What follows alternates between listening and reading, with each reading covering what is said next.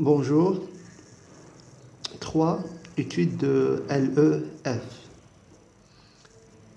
Étude de l'ensemble des applications linéaires de E vers F. Proposition. Cet ensemble est un cas espace vectoriel. Les lois sont plus 6 fois.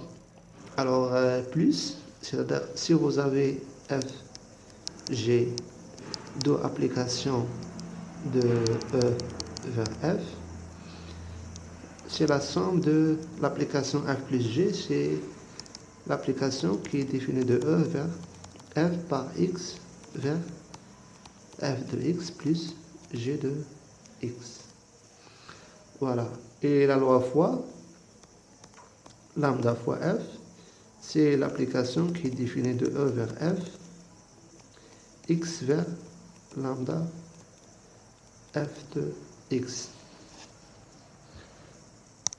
Voilà, l'ensemble LEF muni de ces deux lois est un cas espace vectoriel. J'ai dit ça plusieurs fois pour montrer qu'un ensemble est un espace. Il suffit de le montrer que c'est un sous-espace d'un espace connu. Ici, on a les applications. Donc, on va penser à l'ensemble des applications des fonctions. On va faire le preuve. Je vais vous donner juste une indication.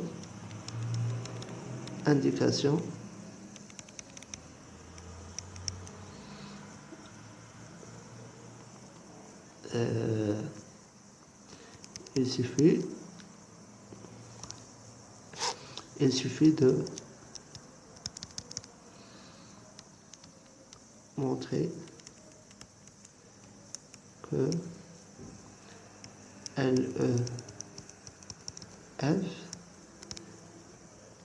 est un sous-espace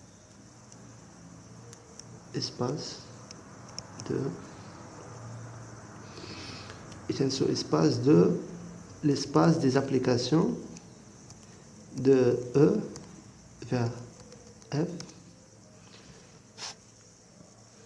Voilà. Il suffit de montrer que c'est un sous-espace de l'espace des applications qui sont définies de E vers F. Si vous vous rappelez, nous avons dit dans un exemple d'une manière générale que F de X vers F, avec X un ensemble non vide, un ensemble quelconque, et F doit être un cas espace vectoriel. Alors dans ces conditions-là, cet ensemble, l'ensemble des applications qui ont comme ensemble de part X et ensemble d'arrivée F, est un cas espace vectoriel. Voilà. Donc il faut commencer par démontrer que cette partie est non vide, et après non vide parce qu'elle contient l'élément, l'application nulle, identiquement nulle. Et il faut montrer aussi qu'elle est stable par combinaison linéaire, c'est-à-dire si F et G appartiennent à LEF et alpha, bêta appartiennent à K, alors alpha F plus bêta G appartiennent à LEF. Voilà. On peut tirer de cette proposition que si on a deux applications F et G et alpha bêta, alors alpha F plus bêta G est aussi une application linéaire. C'est-à-dire combinaison linéaire des applications linéaires est une application linéaire.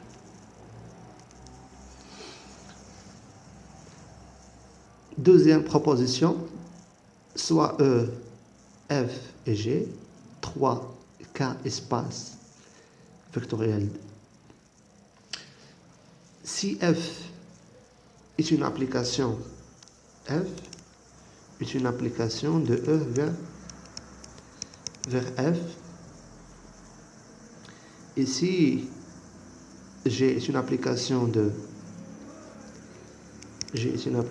F vers G, alors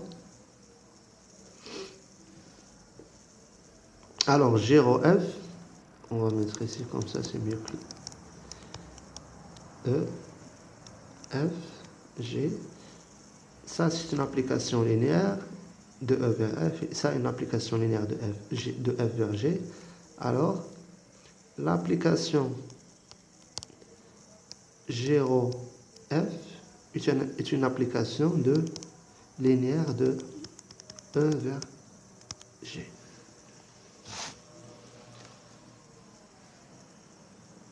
Voilà, le composé de deux applications linéaires est une application linéaire. Mais il faut faire attention. Il faut que l'ensemble d'arrivées de cette application égale l'ensemble d'arrivées de deuxième application. 0f, si on veut calculer l'image de x, alors ce x doit être appartient à E, parce que f est défini de E. Et on a bien sûr f de x appartient à f. Et g défini sur f. Donc, g de f de x, ça appartient à f. Donc, g de f de x appartient à g. Voilà, vous pouvez prouver cette proposition facilement. Donc, on va passer à autre chose.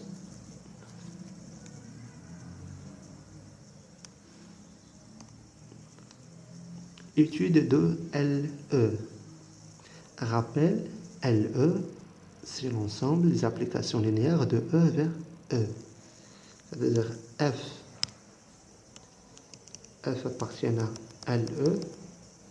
Ça signifie que F est une application de E vers E plus F est une application linéaire. F est une application linéaire de E vers E. Corollaire, LE plus point est un cas espace vectoriel. C'est une conséquence directe de la dernière proposition. Pourquoi? Parce que on a déjà LE est un cas espace et on a LE si L est égal à LE. Parce que LE c'est l'ensemble des applications linéaires de E vers E. Est un cas espace vectoriel d'après la dernière proposition. C'est-à-dire, et toujours on essaye d'utiliser cette propriété de ce corollaire. Si vous avez F et G, deux applications appartiennent à LE, alpha bêta appartiennent à K, alors alpha F plus bêta G et aussi appartiennent à LE. C'est-à-dire, ça c'est une application linéaire de E vers E. Voilà.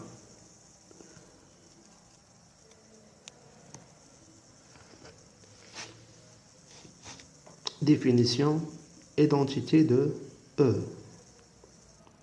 Soit E plus un cas espace, on définit la fonction identité de E par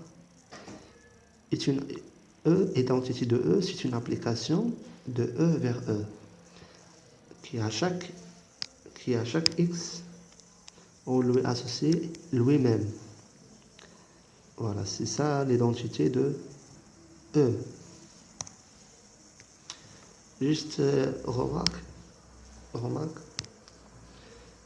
cette erreur est fréquente dans les exercices pour les élèves. Par exemple, si on a F, si F appartient à LE, c'est-à-dire une application linéaire appartient à FE, LE, notons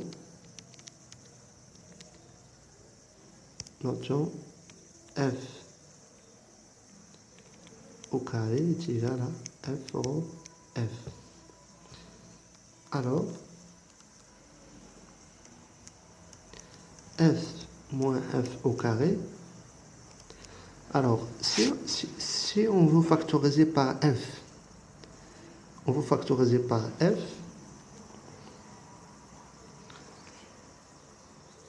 donc ça fait f moins f rho f est égal.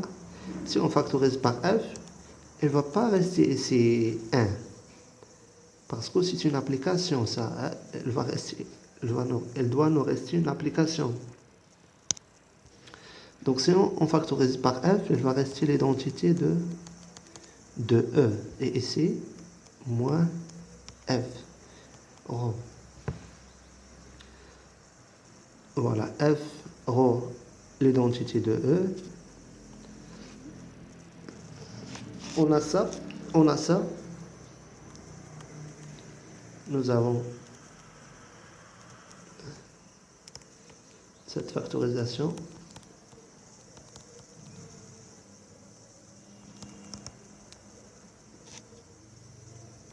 Sous le mot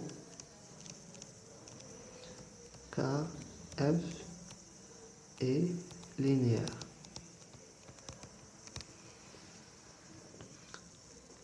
Voilà, on a cette factorisation. Pourquoi? Parce que f est une application linéaire. C'est-à-dire, on peut distribuer f rho l'identité moins f est égal à f rho l'identité moins f rho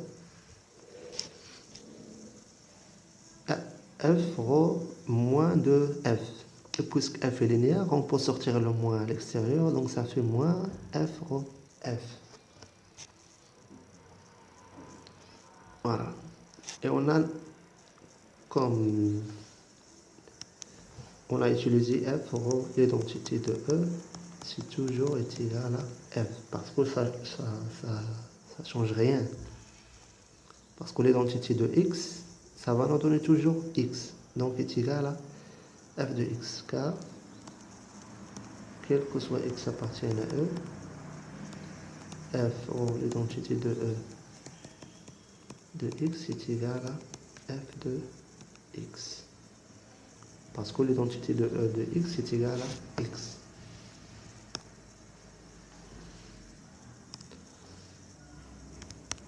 Voilà. Essayez de démontrer pourquoi on a cette factorisation en utilisant que f est une application linéaire. Pour démontrer que deux applications sont égales, il faut qu'elle ait le même ensemble de départ, le même ensemble d'arrivée. Et il faut que, quel que soit x appartienne à e, l'image de cette application par x est égale à l'image de cette application par x. Essayez de le faire comme devoir libre. Homoticier de E. Soit E, un cas espace vectoriel, on l'appelle homoticier vectoriel de rapport lambda. L'application H lambda est égal à lambda à l'identité de E. C'est l'application qui est définie de E vers E par à chaque x, on doit associer lambda.x. Là, on va revoir cette définition, cette application dans le prochain chapitre. C'est juste comme généralisation de l'homoticier sur R au carré. L'homoticier H lambda du plan vers le plan. Chez un cercle vecteur, on lui associe lambda U. Ça c'est l'homoticier qu'on a vu dans les nombres complexes sur les plans. Dernière proposition, étude de GLE. C'est quoi GLE? C'est l'ensemble des automorphismes de E. Un élément appartient à GLE, c'est-à-dire une application de E vers E, avec F est linéaire, plus F et bijectif. Voilà, c'est ça ce qu'on appelle un automorphisme. si f est linéaire et bijectif, f est bijectif, alors ceci implique que f-1 existe. Donc on peut noter f-1 et f-1 va être défini de f vers E parce que c'est l'application réciproque de f. Soit f une application de E vers f bijectif, c'est-à-dire soit un isomorphisme, alors f-1 de f vers E est aussi linéaire, c'est-à-dire f-1 appartient à LFE. Voilà. Si vous avez f une application de E vers f linéaire plus bijectif, alors f-1 qui est défini de f vers E est aussi linéaire. Pour démontrer que f-1 est aussi linéaire, donc on va prendre soit alpha, bêta appartiennent à K et Y1. Y2 appartiennent à l'ensemble des parts de f-1 si f, donc appartiennent à f. Alors, on va calculer f-1, on va démontrer, montrons que f-1 de alpha y1 plus bêta y2 est égal à alpha f-1 de y1 plus bêta de f-1 de y2. Alors, pour montrer ceci, on a besoin d'utiliser la linéarité de f. Et pour pouvoir utiliser la linéarité de f, on doit chercher la relation de f et f-1. On sait que f ou f-1 est égal à l'identité. Donc on a y1 et y2 appartiennent à f. On a y1, y2 appartiennent à f. Alors, il existe x1, x2 appartiennent à E, tel que y1 égale à f de x1 et y2 est égal à f de x2. Pourquoi il existe? Parce que f est bijectif, c'est-à-dire chaque élément admet un unique antécédent. Donc il existe x1 et x2 appartiennent à E tel que y1 égale f de x1 et y2 égale f de x2. On a f-1 de alpha y1 plus bêta y2 est égal à f-1 de alpha de f de x1 plus bêta f de x2 est égal à f-1. On a f est une application linéaire, donc ça fait f de alpha x1 plus bêta x2, voilà, car f est linéaire. Et donc est égal, encore une fois, f moins 1 au f de alpha x1 plus bêta x2. Et donc égal à alpha x1 plus bêta x2. Et c'est quoi alpha x1? C'est f moins 1 de y1 plus bêta. Et x2 c'est f moins 1 de y2. D'où le résultat.